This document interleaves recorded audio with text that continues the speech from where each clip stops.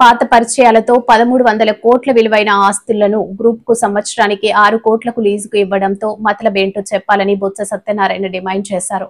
ఇటీవల కూటమి ప్రభుత్వం బీచ్ రోడ్లలో 13 ఎకరాల భూమిలను గ్రూప్ కు 99 సంవత్సరాలు లీజుకు ఇవ్వాలని నిర్ణయించింది.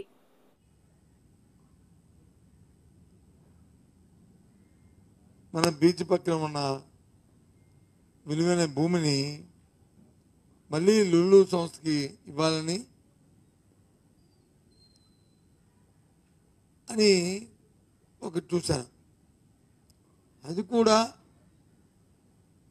ఆ సంస్థకి ఇచ్చింది 33 సంవత్సరాలు లీజుకి ఇవ్వాలని. 33 సంవత్సరాలు కాదు, 99 సంవత్సరాలు లీజుకి ఇవ్వాలని. లీజు కూడా సంవత్సరానికి 50 లక్షల, ఎకరాకి 50 లక్షల రూపాయలకి లీజుకి ఇవ్వాలని. దాంట్లో వాళ్ళు చేసే కట్టడాలు, సినిమా హాల్స్, రెస్టారెంట్లు, కన్వెన్షన్ సెంటర్లు, ఇవి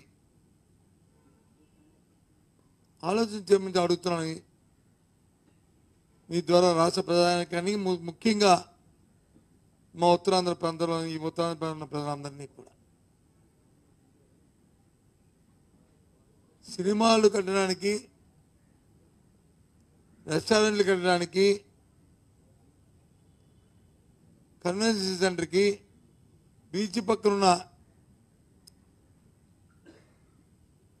ఎకరా సుమారు 100 కోట్ల రూపాయలు తక్కువ లేకుండా చేస్తున్న 1300 కోట్ల రూపాయల ఆస్తిని ఒక ప్రైవేట్ సంస్థకి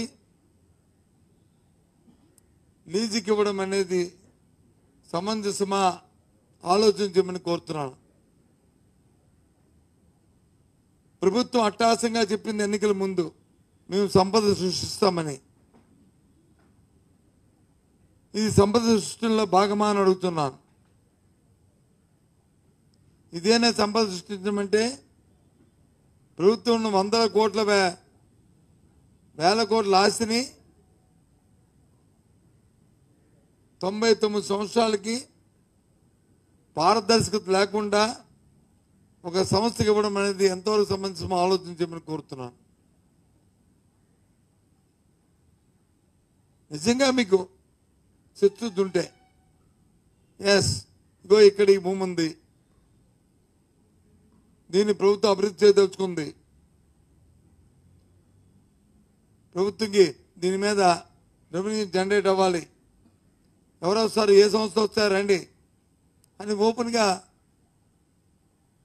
మీరు ప్రకటించాలనేది మా డిమాండ్. దాన్ని బట్టి ఆలోచన చేసుకోవాలి. అది లేకుండా పూర్వపరాలతో ఉన్న మీకున్న పద్యాలతో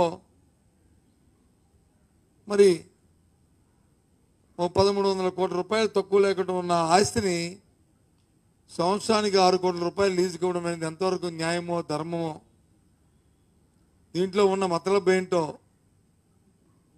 రాష్ట్ర ప్రధానికాన్ని ఆలోచించమని కోరుతున్నాను. ప్రభుత్వాన్ని డిమాండ్ చేస్తున్నాను సూటిగా. సినిమాలు, కన్వెన్షన్ సెంటర్లు, రెస్టారెంట్లు కట్టాలంటే ఊరికి దూరంగా కట్టవచ్చు. ఎక్కడైనా వెళ్తారు ఆహ్లాదకరం కోసం, బీచ్ పక్కనే ఎక్కర్లేదు. ఏమైనా కొత్తదనం ఉంటే, ఏదైనా ఒక కొత్తదనంతో ఒక టెక్నాలజీతో ఇంప్లిమెంట్ ఉంటే ఓకే, బట్ లేదే. ఎందుకంత ఆతృత, ఎందుకంత అవసరం? పెద్దలు సమాధానం చెప్పాలి, నాయకులు సమాధానం చెప్పాలి, ప్రభుత్వం దీని మీద రియాక్ట్ అవ్వాలి. ఎందుకోసం ఇస్తున్నామనేది. అని దాంతోపాటు కొన్ని అంతకుముందు ఒప్పందాల్లో అయితే స్టాంప్ డ్యూటీ, మిగతా కన్వర్షన్ ఛార్జెస్ అన్నీ సుమారు 150-170 కోట్ల రూపాయలు ఇంకా దీంతో పాటు ఫ్రీ. ఆ 170 ఇంకో 170 పెడితే అవన్నీ తయారైపోతాయి కదా.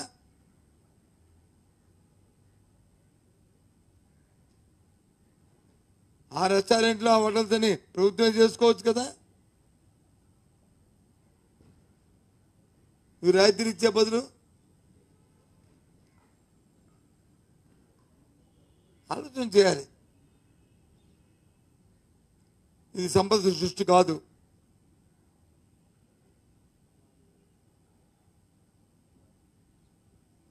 ఆలోచించమని కోరుతున్నాను.